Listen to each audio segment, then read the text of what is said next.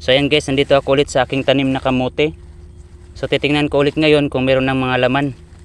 Uy, meron na dito napakita guys.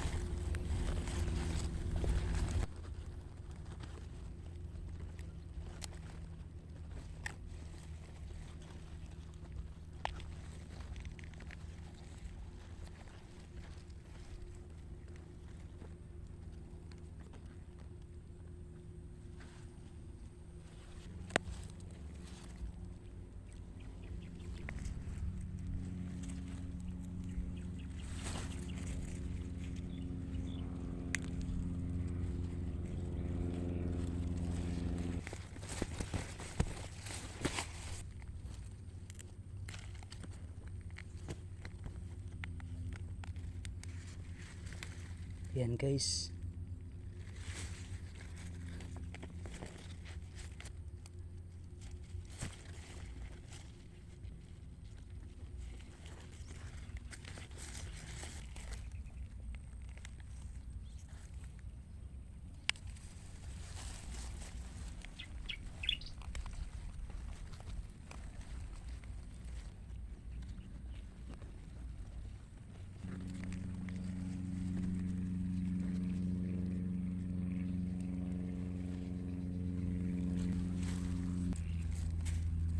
Yan.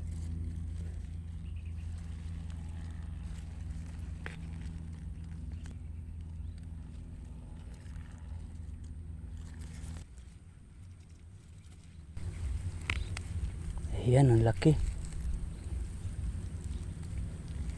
Ito siya. Yan, so good size na ito guys. Pero mas lalaki pa ito.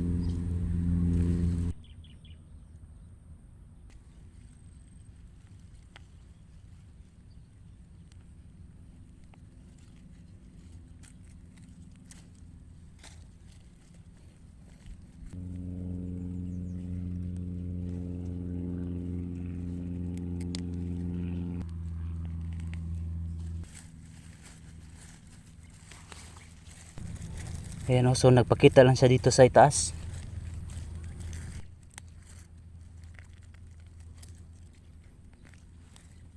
Ayan.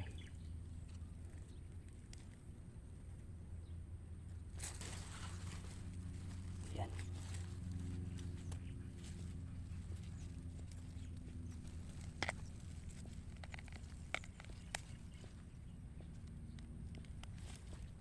Ayan.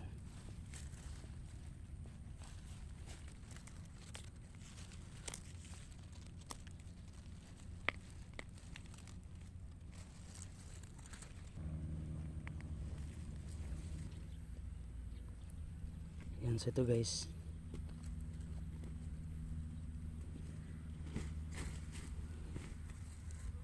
Narito na guys ang mga nakuha kong kamote ngayon. Siguro ay nasa 2.5 kilo lang ito.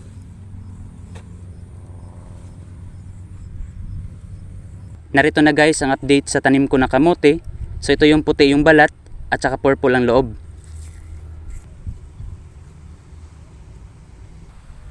So ayan siya guys. Ngayon naman ay puntahan na natin ang bago ko din natanim na kamote orange. Mas palalakihin ko na ang mga laman nitong aking kamote orange. Tinanim ko pala ito last week ng September.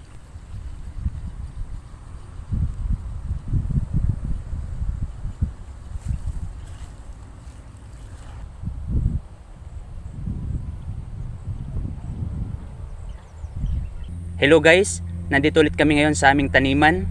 Pero bago yan ay titingnan ko muna kung meron akong mapipitas na mga hinog na bunga nitong aming native na bayabas. Ang date pala natin ngayon ay October 26, 2024. So dito guys sa itaas meron akong nakitang mga hinog na bunga at meron ding malalaki.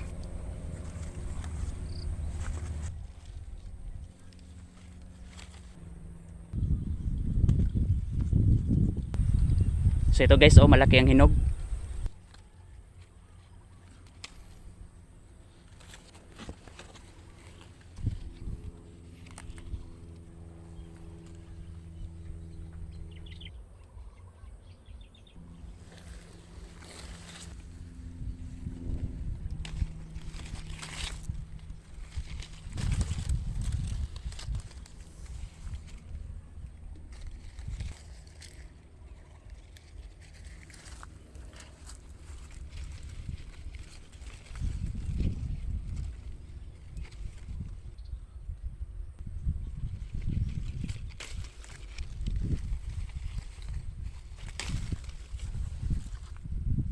So meron dito guys. Pero kulang pa to sa hinog. Ayan, so ito lang yung mga nakuha ko ngayon. So ilang piraso lang. Kasi hilaw pa yung iba.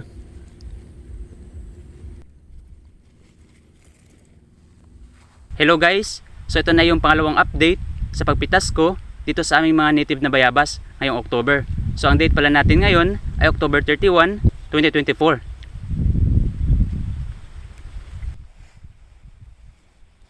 Ayan, so titingnan ko ngayon guys dito. Ayan, so meron dito sa mababa lang. So ito guys, oh. So mas matatamis yung mga bunga ngayon. Ayan, so pipitasin ko na.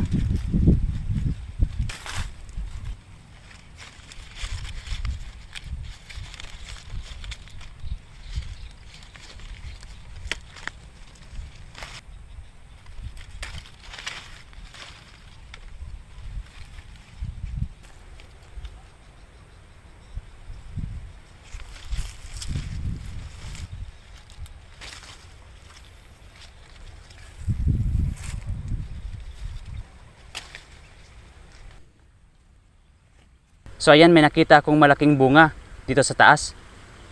Ayan.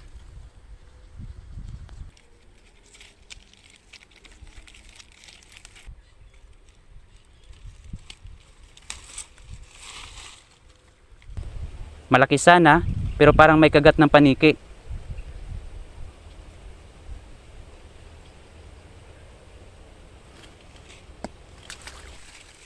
Ayan.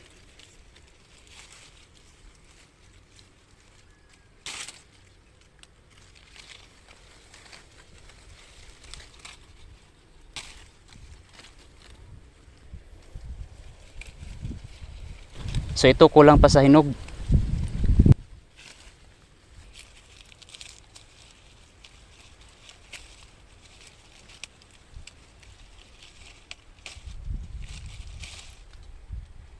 Dito naman sa katabing puno ay meron din akong nakitang hinog na bunga.